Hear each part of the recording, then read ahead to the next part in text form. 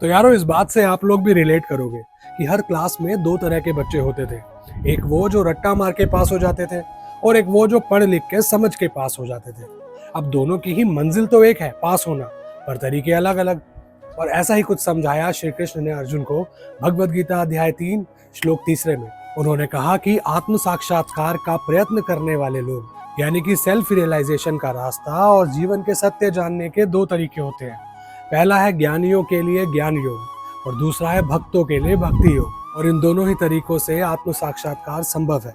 इस बात को इस तरह समझ के देखो कि किसी भी नई चीज या नई भाषा या नए एक्सपीरियंसेस को सीखने और समझने के लिए आपको दो ही तरीके लगते हैं।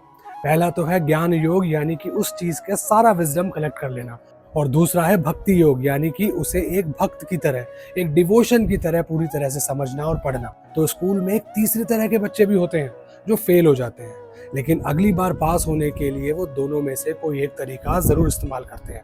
मैं था वो रट्टे मारने वाला बच्चा। आप कौन से थे ये बताना। मिलते हैं अगले श्लोक में, तब तक के लिए।